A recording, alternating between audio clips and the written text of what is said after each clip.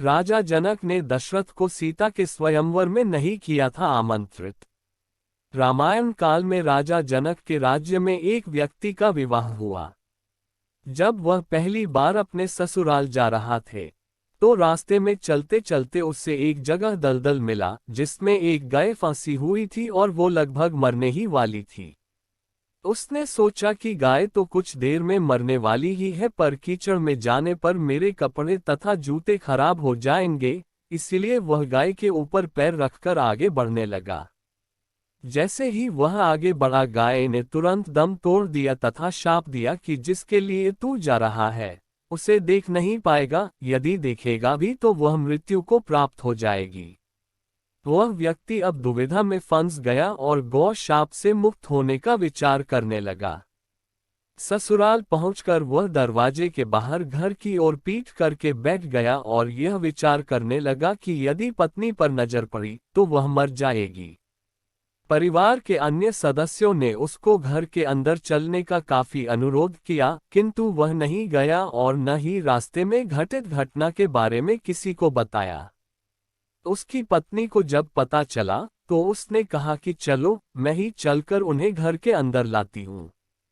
पत्नी ने जब उससे कहा कि आप मेरी ओर देखते क्यों नहीं हो, तो भी वह चुप रहा।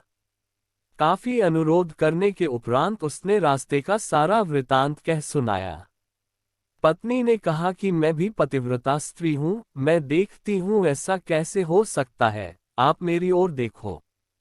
पत्नी की ओर देखते ही उसकी आंखों की रोशनी चली गई और वह गाय के शापवश पत्नी को नहीं देख सका। पत्नी पति को साथ लेकर राजा जनक के दरबार में गई और सारी घटना के बारे में कह सुनाया। राजा जनक ने राज्य के सभी विद्वानों को सभा में बुलाकर समस्या बताई और गौ शाप से निवृत्ति का उचित उपाय पूछा। सभी विद्वानों ने आपस में मंत्रणा करके एक उपाय सुझाया कि यदि कोई पतिव्रता स्त्री गंगाजल लाकर उस जल के छींटे इस व्यक्ति की दोनों आंखों पर लगाए तो उसे गौशाप से मुक्ति मिल जाएगी और उसकी आंखों की रोशनी पुनः लौट सकती है। राजा ने पहले अपने महल के अंदर की रानियों सहित सभी स्त्रियों से पूछा तो राजा को सभी के पतिव्रता होने में संदेह की सूचना मिली। अब तो राजा जनक चिंतित हो गए। तब उन्होंने आसपास के सभी राजाओं को सूचना भेजी कि उनके राज्य में यदि कोई पतिव्रता स्त्री है तो उसे सम्मान सहित राजा जनक के दरबार में भेजा जाए। जब ये सूचना राजा दशरथ को मिली तो उन्होंने पहले अपनी सभी रानियों से पूछा। प्रत्येक रानी का यही उत्तर था कि राजमहल तो क्या, आप राज्य की किसी भी महिला, यहाँ तक कि झाड़ू लगाने वाली, जो कि उस समय अपने कार्यों के कारण सबसे निम्न श्रेणी की मानी जाती थी, से भी पूछेंगे तो उसे भी पतिव्रता पाएंगे। राजा दशरथ को इस समय अपने राज्य की महिलाओं पर आश्चर्य हुआ और उसने राज्य की सबसे निम्न मानी जाने वाली सफाई वाली को बुला भेजा और उसके पतिव्रता होने के बारे में पूछा।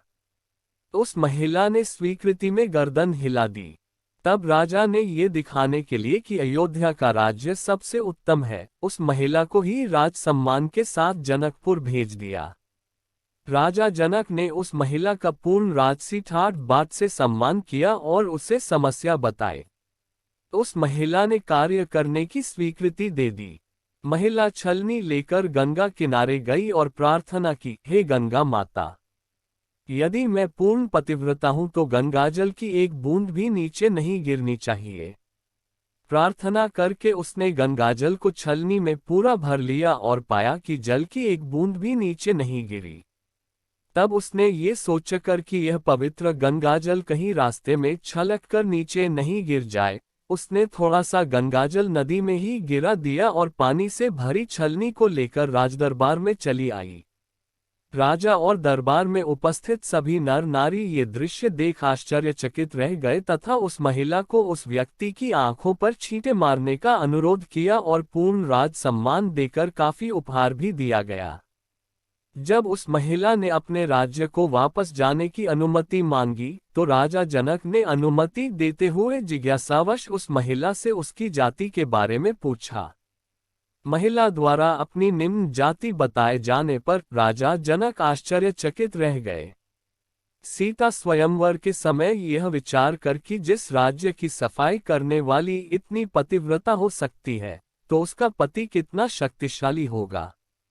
यदि राजा दशरथ ने उसी प्रकार के किसी व्यक्ति को स्वयंवर में भेज दिया, तो वह तो धनुष को आसानी से उठा लेगा और कहीं राजकुमारी किसी निम्न श्रेणी के व्यक्ति को न वर ले।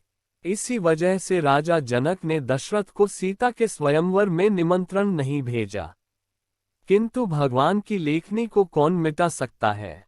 अयोध्या के राजकुमार वन में विचरण करते हुए अपने गुरु के साथ जनकपुर पहुंच ही गए और धनुष तोड़कर श्री राम ने सीता को वर लिया।